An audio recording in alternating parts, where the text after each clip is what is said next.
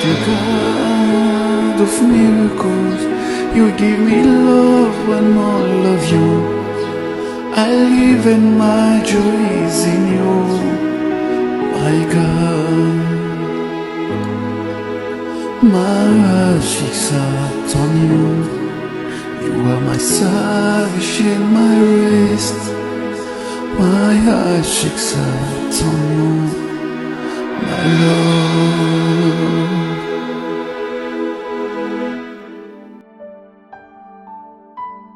Shalom, shalom, peuple de Dieu, que la grâce et la paix de notre Seigneur Jésus-Christ soient avec vous.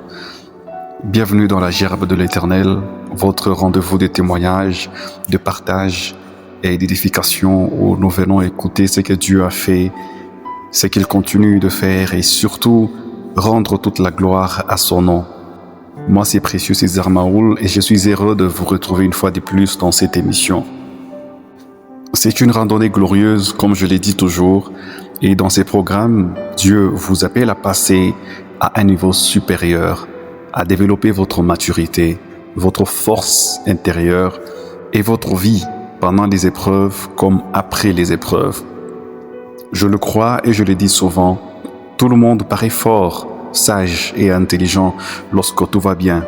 Lorsque le porte s'ouvre, lorsque les amis sont là, lorsqu'une personne vient vous prendre dans ses bras, vous donner de l'affection et vous rassurer, vous pouvez avoir l'impression d'être dans un petit paradis.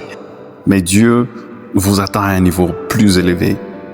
Nous aimons tous l'affection des autres, mais elle ne doit jamais déterminer le niveau de votre paix, de votre confiance en vous ou de votre stabilité intérieure. Parce qu'un jour ou l'autre, vous pouvez vous surprendre vous-même en train de réagir d'une manière que vous ne vous êtes jamais vu adopter auparavant. Avec un esprit d'enfant, d'incompétence, d'incrédulité ou simplement de faiblesse.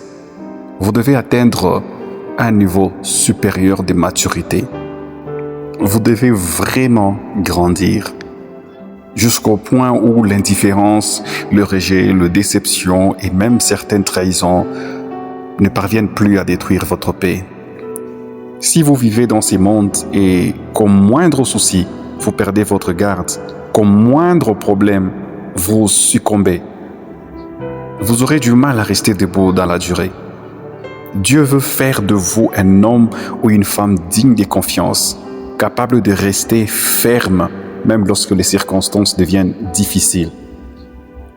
Soyez quelqu'un dont l'histoire dira « Il a réussi à se développer, il a réussi à se relever après chaque chute. » Parce que c'est aussi cela la réalité de ce monde. Il est rempli de surprises. Même si vous aimez profondément votre partenaire, vous ne vivrez pas dans un autre monde. Vous vivrez toujours dans ces mondes où les tentations existent, où vous pouvez être accusé faussement, où des ennemis peuvent s'élever contre vous sans que vous leur ayez fait du mal, où des personnes peuvent parler contre vous injustement. Jésus lui-même nous avertit de ces choses dans Matthieu 24. Et puisque cela est écrit dans la parole de Dieu, nous devons comprendre que nous ne sommes pas appelés à vivre dans l'ignorance, mais à développer une maturité capable de traverser ces réalités. J'ai travaillé un jour dans une entreprise où nous étions peu nombreux et au début, tout allait bien. Mais avec le temps, certaines personnes ont commencé à montrer leur vrai visage, ont commencé à monter des complots contre moi avec des accusations qui étaient fausses. Et ce qu'ils ne savaient pas, c'est que je connaissais beaucoup de choses, parfois même dans le moindre détail. On m'accusait d'être quelqu'un qui rapportait les situations négatives, qui dénonçait les erreurs des autres sur les lieux de travail. Puis, dans leurs accusations, je n'étais plus seulement un rapporteur. J'étais devenu paresseux, absent et quelqu'un qui arrivait toujours en retard au travail. Et vous savez quoi? Tout cela avait commencé avec une seule personne. Puis toute l'équipe a reçu cette information et beaucoup ont fini par y croire. Je commençais à me questionner avec toute la sincérité possible. Je me suis même demandé, est-ce que j'ai un jumeau? Est-ce que je suis deux personnes. Parce que dans ma conscience, je n'avais aucun souvenir d'avoir fait ces choses, même par hasard. Je n'avais d'ailleurs aucune rencontre personnelle avec le chef pour lui expliquer ma version de fait. La situation a pris une autre ampleur. J'avais peur que ces personnes puissent un jour me faire du mal. Même certaines personnes sur lesquelles j'ai pensé pouvoir compter semblaient être devenues complices de cette situation. Alors, je priais. Je demandais à Dieu encore et encore d'échanger cette situation en ma faveur. Mais Dieu ne changeait pas immédiatement la situation. Il changeait quelque chose en moi. Il me donnait une paix au milieu de tout cela. Et les jours où le pire est arrivé, les jours où j'ai été licencié, j'ai compris quelque chose de profond. L'épreuve ne s'était pas terminée avec mon licenciement. Elle commençait réellement à ces moments-là. Comme si Dieu me disait, maintenant, voyons si tu vas succomber ou si tu vas tenir bon. C'est dans ces moments-là que Dieu peut voir s'il peut réellement vous faire confiance ou non. Parce qu'un jour ou l'autre, il y a des moments difficiles. Vous pouvez perdre quelque chose que vous aimez profondément. Votre enfant peut traverser une situation que vous ne contrôlez pas. Vous pouvez perdre votre mari, votre femme, votre travail, votre réputation, votre légitimité ou quelque chose que vous pensiez ne jamais perdre. La vraie question n'est pas seulement de savoir ce que tu vas perdre. La vraie question est comment vas-tu te relever lorsque tu l'auras perdu? C'est cela qui compte aux yeux de Dieu. Job, au milieu de sa souffrance, avait cette conviction. Même après être passé par les feux, il en sortirait pur comme de l'or. Et c'est à Dieu qu'il a dit ça. Alors si tu traverses actuellement une situation similaire, ne pense pas que ton histoire est terminée. Car dans mon propre cas, lorsque je finalement surmonté cette déception professionnelle, Dieu m'a consolé d'une manière que je n'aurais même pas imaginée. Ce que je pensais être une fin est devenu un passage. Ce que je pensais être une humiliation est devenu une leçon. Ce que je pensais être une perte est devenu un terrain de croissance. Alors sois fort mentalement. Développe ta maturité chaque jour. Apprends à rester debout lorsque les autres ne te comprennent pas. Apprends à garder ta paix lorsque les circonstances veulent te la voler. Apprends à faire confiance à Dieu même lorsque tu ne comprends pas ce qu'il est en train de faire. C'est cela que Dieu veut voir en toi. Une personne qui ne devient pas forte seulement lorsque tout va bien, mais qui demeure debout même lorsque tout semble aller mal. Parce que la vraie maturité ne se révèle pas dans le jour difficile, elle se révèle dans les épreuves. Et lorsque Dieu vous fait passer par l'épreuve, ne cherchez pas seulement à en sortir rapidement. Demandez-lui aussi, Seigneur, qu'est-ce que cette saison vient produire en moi? Nous prions souvent, Seigneur, élève-moi. Seigneur, utilise-moi. Seigneur, donne-moi une grande destinée. Seigneur, confie-moi des responsabilités. Mais nous oublions parfois que la grandeur de ce que Dieu veut nous confier exige une profondeur intérieure, capable de le porter. Vous demandez une grande plateforme, mais Dieu regarde votre caractère. Vous demandez une grande influence, mais Dieu regarde votre stabilité. Vous demandez une grande responsabilité, mais Dieu regarde votre fidélité dans les petites choses. Vous demandez une grande bénédiction, mais Dieu regarde si votre cœur restera attaché à lui lorsque la bénédiction arrivera. C'est pourquoi certaines saisons semblent longues. Vous vous demandez, pourquoi est-ce que je suis encore dans cette situation? Pourquoi cette porte ne s'ouvre pas?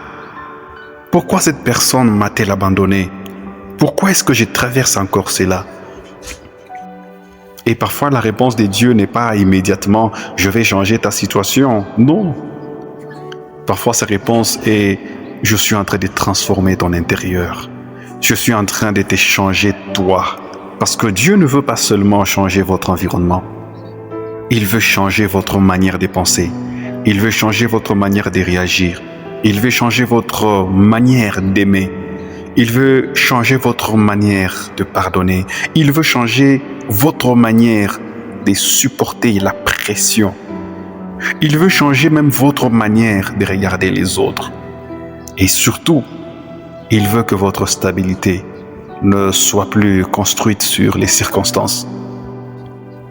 Il y a des personnes qui vont bien uniquement parce que leur entourage va bien. Si leur partenaire les aime, elles sont heureuses. Si leurs amis les appellent, elles se sentent importantes. Si leur travail fonctionne, elles ont confiance. Si les gens les applaudissent, elles se sentent fortes. Mais dès que quelqu'un le rejette, leur monde s'écroule. Dieu veut vous faire sortir de cette dépendance. Il veut que votre identité soit tellement enracinée en lui que même lorsque les hommes changent d'attitude envers vous, vous ne changez pas d'identité. David a été oint comme roi, mais après son onction, il a connu des saisons où il a été poursuivi, rejeté et humilié même. Et je peux dire humilié à plusieurs reprises. Joseph avait reçu une vision, mais après cette vision, il a connu la fosse, l'esclavage et la prison. Job était un homme intègre, pourtant il a connu une saison où presque tout ce qu'il constituait sa sécurité semblait disparaître. Jésus lui-même, après son baptême et la révélation publique de son identité, il est conduit dans les déserts. Comprenez bien ce que je vais vous dire. Une parole, une promesse de Dieu sur votre vie ne signifie pas que l'épreuve ne viendra pas. Parfois même, l'épreuve devient le chemin par lequel votre caractère est préparé à l'accomplissement de cette parole. Vous ne devez donc pas toujours demander « Seigneur, quand est-ce que cela va finir ?» Demandez aussi « Seigneur, qui suis-je en train de devenir dans cette situation ?» Parce qu'il est possible de sortir d'une épreuve sans avoir appris la leçon. Il est possible de quitter une relation toxique et de reproduire le même comportement dans la suivante. Il est possible de quitter un travail après avoir été blessé et de garder pendant des années une colère contre ceux qui vous ont fait du mal. Il est possible de sortir d'une saison difficile physiquement, financièrement ou émotionnellement, mais de rester intérieurement prisonnier de cette saison. Le but n'est pas seulement de sortir de l'épreuve, le but est de sortir différent. Quand Israël est sorti d'Égypte, Dieu les avait fait sortir de l'esclavage, mais l'Égypte devait encore sortir de leur mentalité. Voilà pourquoi certaines personnes ont changé des situations, mais pas des mentalités. Elles ont quitté la pauvreté, mais la mentalité de pauvreté est restée. Elles ont quitté une mauvaise relation, mais la peur d'être abandonnées est restée. Elles ont obtenu une nouvelle opportunité, mais l'insécurité est restée. Elles ont été pardonnées par Dieu, mais elles continuent à vivre comme si elles étaient condamnées. Dieu veut aller plus profondément. Il ne veut pas seulement vous faire sortir de la fosse. Il veut aussi enlever de vous la mentalité qui vous ferait retourner dans la fosse. Et c'est ici que la transformation intérieure devient importante.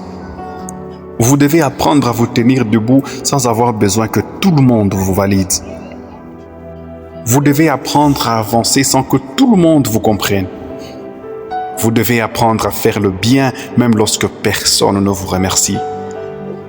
Vous devez apprendre à rester fidèle même lorsque personne ne vous regarde. Vous devez apprendre à pardonner sans attendre des excuses. Vous devez apprendre à prier même lorsque vous n'avez pas encore vu la réponse. Vous devez apprendre à croire même lorsque vos yeux ne voient encore rien. C'est cela, grandir. La maturité spirituelle, ce n'est pas devenir quelqu'un qui ne souffre plus. C'est devenir quelqu'un qui sait quoi faire avec sa souffrance. Ce n'est pas ne plus avoir peur, c'est apprendre à ne pas laisser la peur gouverner votre décision. Ce n'est pas ne plus être blessé, c'est apprendre à ne pas transformer votre blessure en identité. Ce n'est pas ne plus être rejeté, c'est comprendre que le rejet d'un homme ne signifie pas le rejet de Dieu. Alors si vous êtes actuellement dans une saison où beaucoup de choses vous échappent, respirez, respirez, respirez. Ne prenez pas des décisions qui vous seront difficiles à changer sous le poids d'une émotion passagère. Ne laissez pas une mauvaise journée vous faire abandonner une vision que Dieu vous a donnée.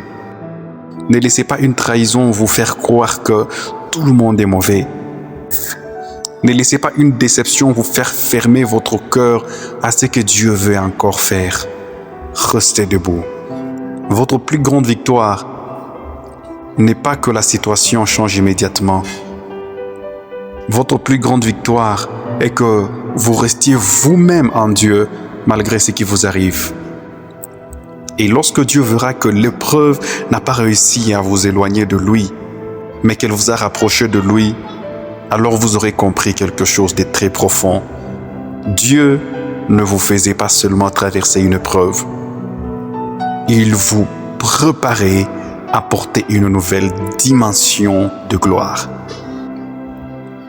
Alors continuez, ne succombez pas, ne retournez pas en arrière. Ne laissez pas la douleur vous voler votre destinée.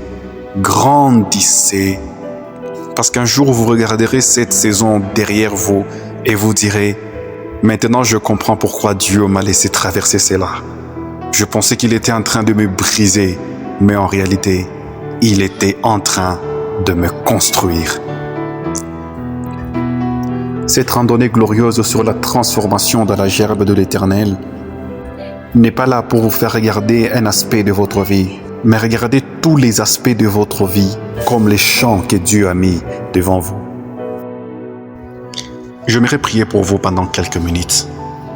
Père éternel, au nom de Jésus-Christ, je prie pour cette personne qui traverse actuellement une saison difficile.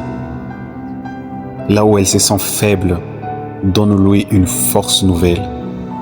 Là où son cœur est blessé, donne-lui ta paix.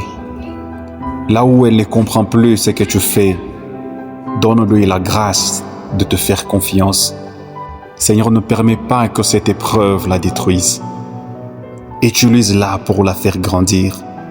Développe en elle une maturité profonde, une foi qui ne dépend pas des circonstances et une stabilité que les tempêtes ne peuvent pas renverser. Apprends-lui à rester debout lorsqu'elle est rejetée, à garder son cœur lorsqu'elle est déçue et à continuer à croire lorsqu'elle ne voit encore aucune issue. Et comme l'or qui passe par le feu, fais-la sortir de cette saison plus forte, plus profonde et plus proche de toi. Que cette épreuve ne soit pas la fin de son histoire, mais le commencement d'une nouvelle dimension. Au nom de Jésus-Christ, Amen. Shalom des chevaux, c'était précieux César Maoul dans la gerbe de l'Éternel. What the God of miracles, you give me love when all of you. I live in my joys in you, my God. My heart shakes out on you. You are my salvation, my rest. My heart shakes out on you, my Lord.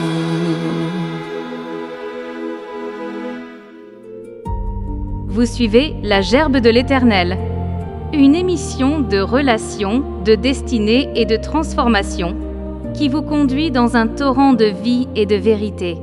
Laissez Christ prendre pleinement forme en vous. afin que votre vie devienne une gerbe entre les mains de l'Éternel. Par précieux César Mahoul. Que Dieu vous bénisse.